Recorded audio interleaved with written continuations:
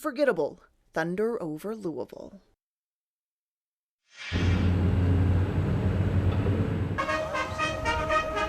The project first broke ground in 1984 and then fully opened its doors in 1985. It was a sight to see after 16 years of planning. Dressed to the nines, famous faces alongside Louisville locals shuffled into the new museum.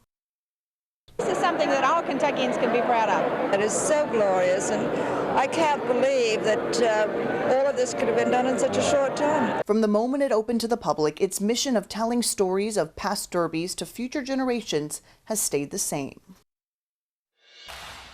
They're creepy, they're crawly, and you'll almost certainly recognize their sound. The vault takes us back to the history of cicadas in Kentucky, next.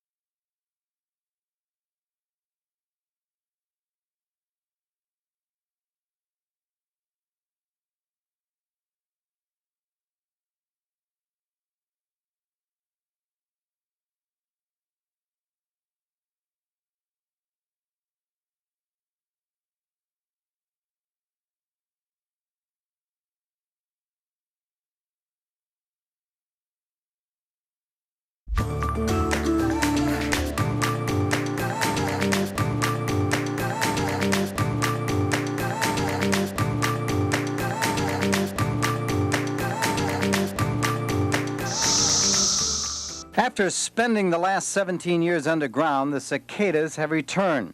They'll climb up anything vertical, the sides of houses, trunks of trees, even telephone posts.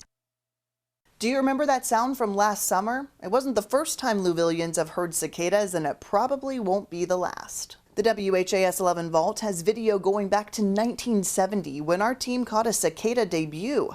They would return in 1987 and then again in 2004 and 2008. That year, they alarmed some Anchorage neighbors so much they called for help. I called the police and asked them, and they assured me that the noise is from the cicadas. I tried counting them on this tree once and I lost track after about 300. What seemed to surprise viewers the most was people who dared to take a walk on the wild side, saying bottoms up to the culinary side of cicadas. Gas prices have been up and down in the wake of the pandemic, but that's nothing new for Louisvillians. Next, we take you back to the 1970s, when all eyes were on problems at the pump. It was the end of the decade, and rising fuel prices were starting to put pressure on people's pocketbooks, especially independent truckers. After they said they would strike, people started to panic and went straight to the pump. Some waited hours and never even got gas. Once the truckers went on strike, it made matters worse, causing protests and prompting the governor to step in and protect the drivers who tried to keep the gas flowing. Governor Julian Carroll called in the state police to assist, and later the National Guard, until eventually everything calmed down. Louisville has a long history with bourbon and horse racing, but it also has a history with passenger trains like Amtrak. Going back to the 1970s, the Floridian started in Chicago. It went through Louisville and ended in the Sunshine State. But it didn't last, and the train just kept chugging with Louisville in the rear view.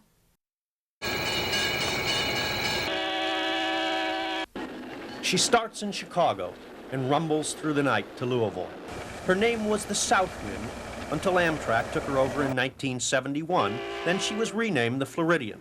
The Floridian became notorious for lackluster on-time performance, poor track conditions, and low ridership.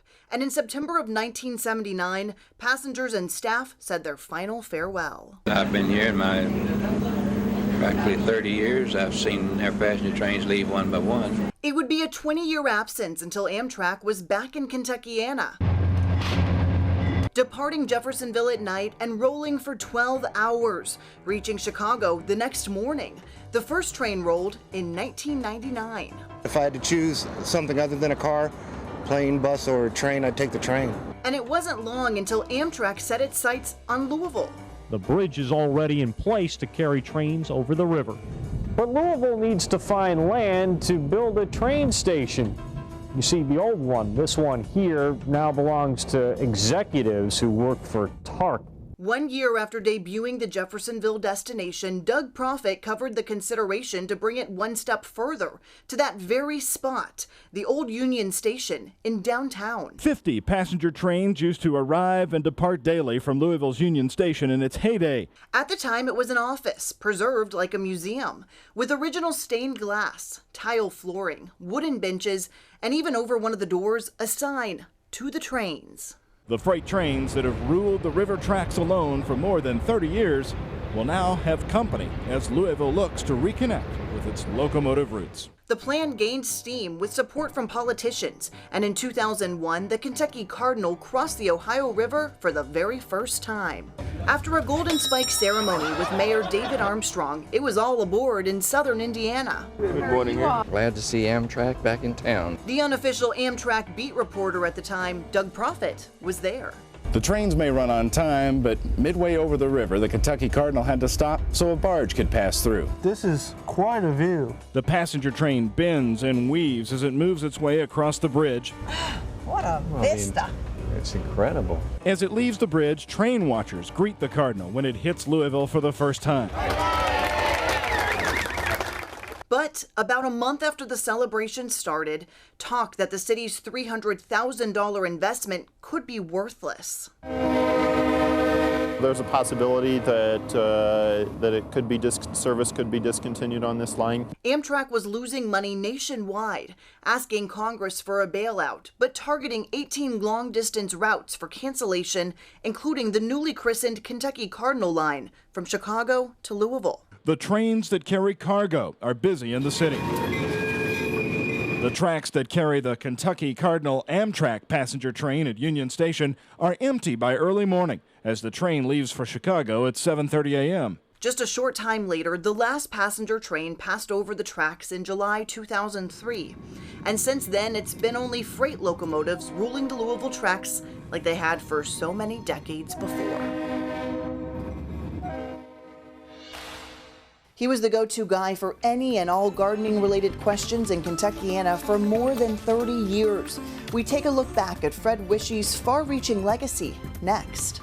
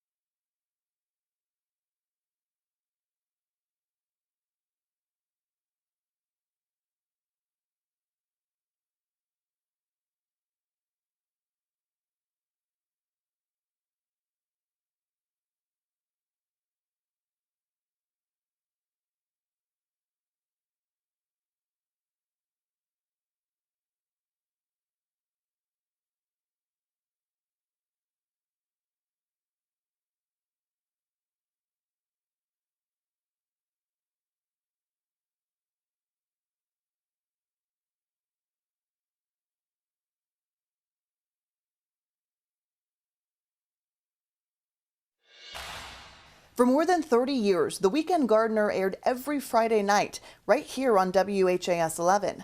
It was enormously popular and hosted by Fred Wishey, one of our first ever reporters. Right now, we take a look back at his storied legacy in radio and TV, first on the air in the 1950s. I'm Fred Wishey, the Weekend Gardener. Most remember Fred Wishey for that signature sign-off, paired with gardening advice that was understandable for everyone. If you've got limited space in your garden, but you'd like to grow a lot more things, think vertical. He worked for just one set of call letters, but had many careers.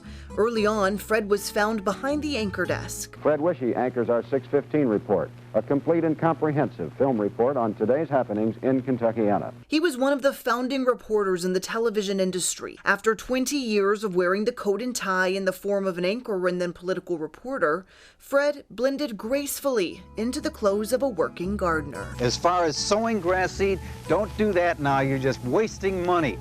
Wait until the ground temperature warms up sometime in about early April. That's the time to do it. He covered what he enjoyed and always included a laugh. So if you don't want to have to cut a hole in the ceiling in order to keep your house plants indoors, stop feeding them. Put them on a liquid diet of just good plain rainwater. It's not often that the weekend gardener gets treated to some homemade goodies while visiting a local gardener, but he even indulged a bit from time to time. In this case, this lemon cream pie is just out of this world. As the years passed, the community was relentless with their questions, and Fred always found an answer. Somebody called the other day and said, "What's the record in weight for a zucchini?"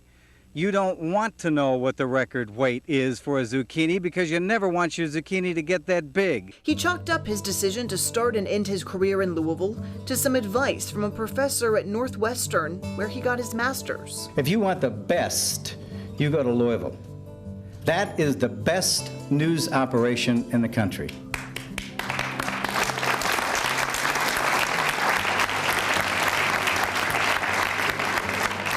It was then, and it still is. That was in 1997 when he was inducted into the Kentucky Journalism Hall of Fame. The recognition came after 40 years in front of the camera. But Fred would go on to transcend the limits of broadcast, eventually putting pen to paper. The Fred Wishey Almanac sold thousands of copies, and a newspaper column was carried by 24 weekly newspapers. You know my goal to gardening. You never tell a gardener something can't be done. Fred worked morning, noon, and night. He woke up to radio, dashed to personal appearances, and spent his evenings on TV. His Lawn and Garden Expo became one of the largest consumer shows in the region, and he presented one lucky gardener at the Kentucky State Fair each year with the prestigious Wishey Award. Really was outstanding, very colorful, and we want to present you with the tray that Jenny and I give every year for the best specimen during the Kentucky State Fair. Congratulations. Because of his depth of knowledge and ability to recall facts at a moment's notice, Fred Wishey became a beloved community resource. Is there such a thing as a perennial mom, one that will definitely come back year after year? Well, my answer to that is yes, there are some. This happens to be one. There is no telling how many questions he answered during his storied career, making his mark on journalism and leaving his legacy in the towering trees and blooming gardens across Kentucky. He said it best himself. His wish was a simple one.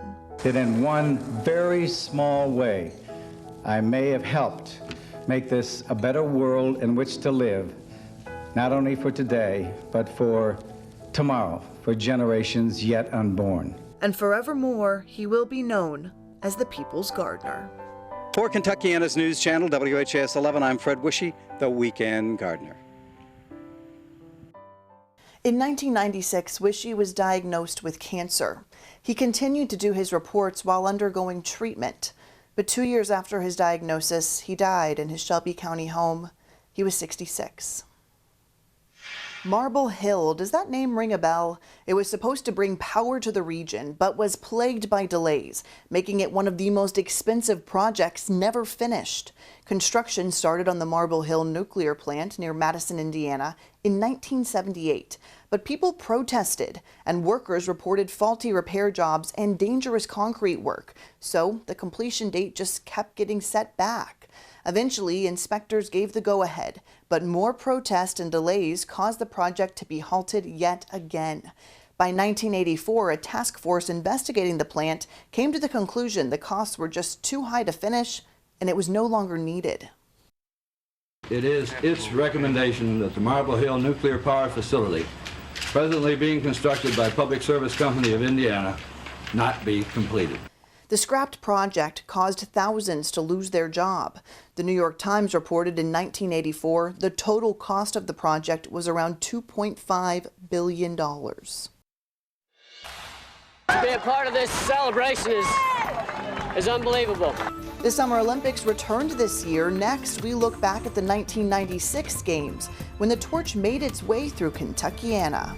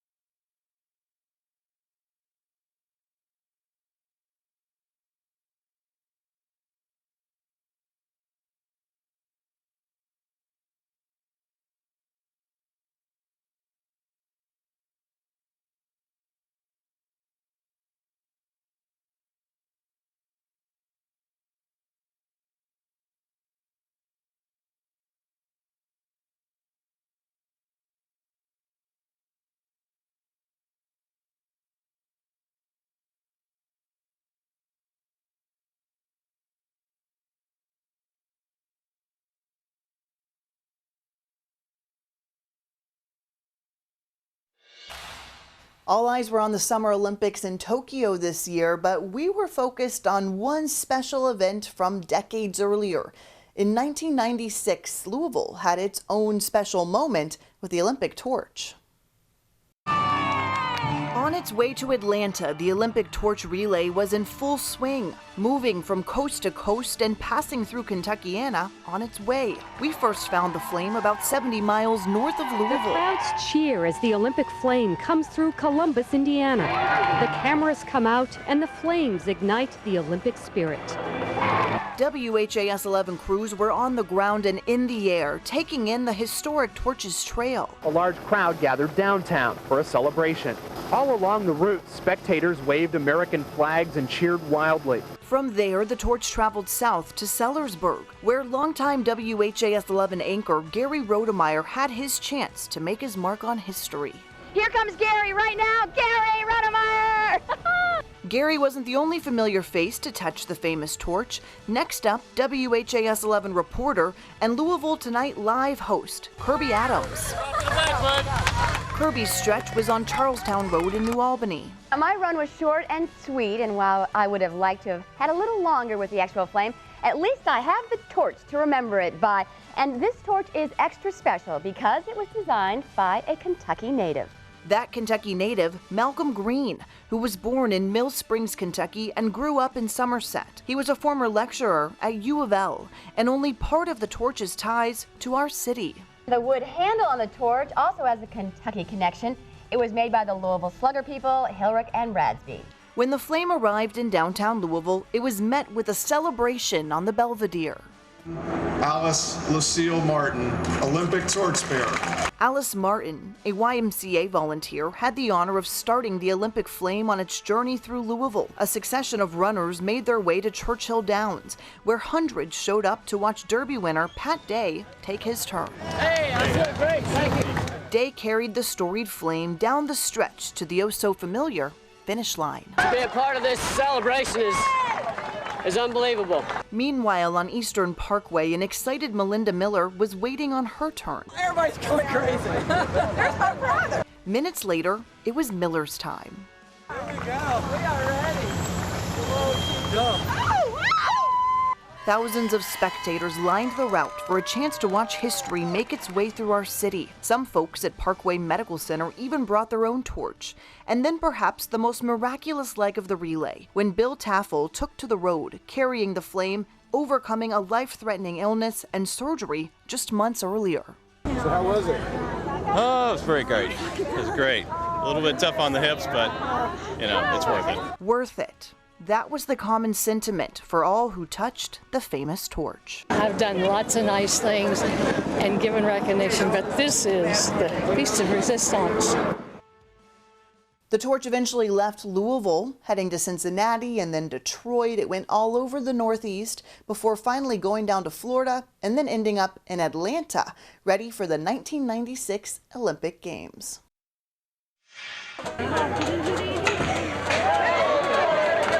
Now to a game unique to Louisville. The Dainty Fest was first introduced by German immigrants in the 1800s, but it was nearly forgotten until it was revived in 1971 thanks to George Houck, a World War II veteran whose parents started Houck's Handy Store on Goss Avenue in Schnitzelburg. Throughout the years, it became a staple in the Germantown neighborhood, and WHAS 11 personalities got in on that fun. Then if you lost, then you had the one that lost the thing had to hop as far as distance as the rest of them hit it. The winner said, "Well, where you been?" I said, "Playing Dainty." The heart of the Dainty contest has always been George Houck. He said the competition kept players young at heart, and for him, it couldn't be more true. The Dainty contest founder competed until he was 92 years old and passed away last year at the age of 100. This year marked 44 years since the king of rock and roll was laid to rest. All eyes were on the funeral services for Elvis Presley. 30,000 fans attended, including former WHAS 11 anchor Jim Mitchell. For the man they called the King, this is the rock and roll world's state funeral. They began lining up here late last night. They sat through sweltering 90-degree temperatures waiting to pay their final respects to Elvis Presley. August 1977, WHAS 11 anchor Jim Mitchell stood among the tens of thousands of fans flocking to Memphis, Tennessee, hoping for a chance to get inside Graceland.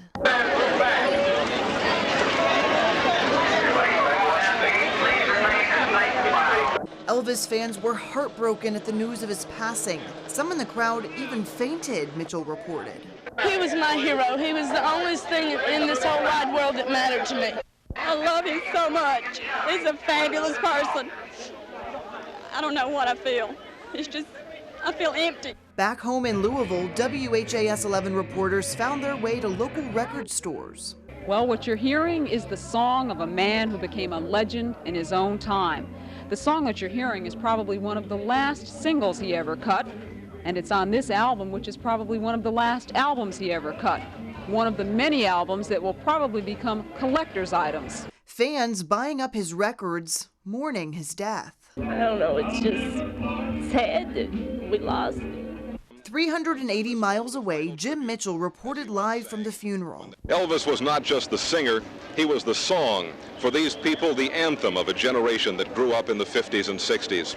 The doors to Graceland were closed to the public, but many celebrities drove in to attend, and crowds grew big outside the gates, some driving hundreds of miles to be there, including Kentuckians. Mitchell found them and asked them why they made the trip. Because I loved him so much. I just can't believe it. I want to come here and see for myself. You won't be able to see too much today. They'll just be driving by. No, just see his hearse. It's good enough. During his lifetime, Elvis was no stranger to Louisville. He performed at the Armory, now known as the Louisville Gardens. This video from our archive showing the music venue in 1956 as excited fans packed the house ahead of the Elvis arrival. About 2 decades later, he was back, this time at Freedom Hall. Our WHAS 11 cameras caught the King leaving the 1974 performance, waving goodbye to his many fans. It was Elvis's long and storied career that led to his popularity and massive turnout on the day of his funeral. After an hour inside, the funeral party drove down Elvis Presley Boulevard, and a young woman broke from the crowd and tried, it seemed, to throw herself in front of the hearse. Police caught her before any harm could be done, and the procession moved along toward Forest Hill Park. Elvis was buried in a mausoleum a few hundred yards from where his mother was buried, covered in hundreds of flowers and worth hundreds of thousands of dollars. It was called a display worthy of the king of rock and roll. Many people will be saying and writing after this moment that we've come to the end of an era. But maybe not. Elvis once made an album called 50 Million Elvis Fans Can't Be Wrong. And over the years, their numbers grew, and so did their affection. It may be that although the life of Elvis has ended, the legend has not. This is Jim Mitchell, News 11 in Memphis. They're one of the most iconic bands of all times. The Rolling Stones have sold out stadiums all across the world, and they're no stranger to Louisville, first performing in Kentuckiana in 1964 and making several trips back since then.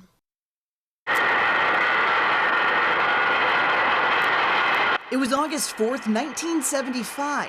A private plane landed at Louisville's Stanford Field, and Mick Jagger himself made an appearance.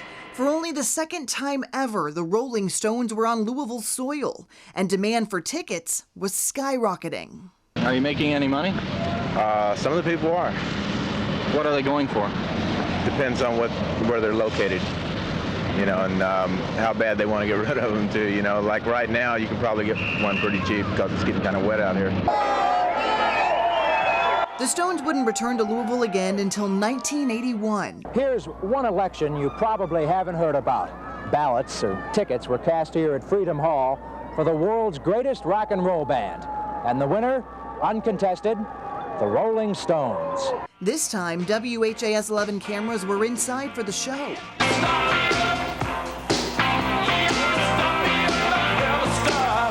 Fans were ecstatic to see some of the greatest of all time right in their own backyard. They're the best. They've been at it the longest. And they're here tonight! The legends in their own time.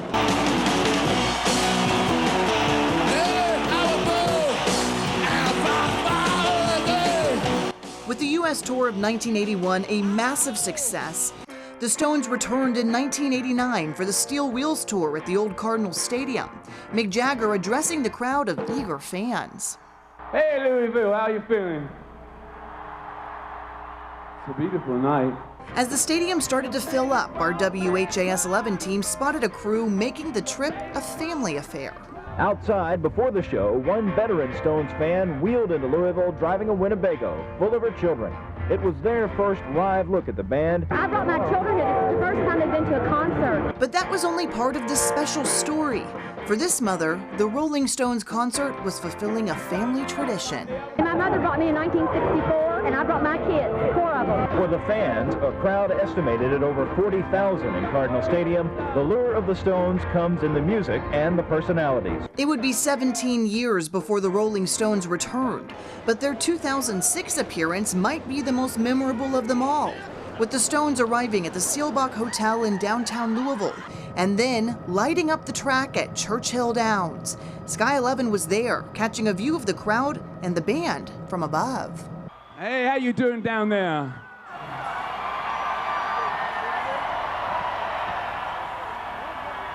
Fantastic. It's really nice to be here. I tell you, we haven't been in Louisville since 1989. That's a very long time ago. It's great to be back.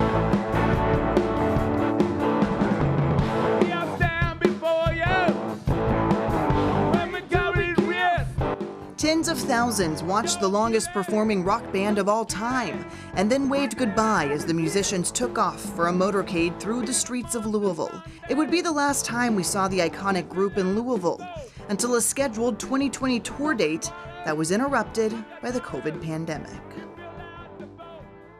Before we leave you tonight, we have to extend a very special thank you to our editor here at WHAS 11, Troy Whitaker.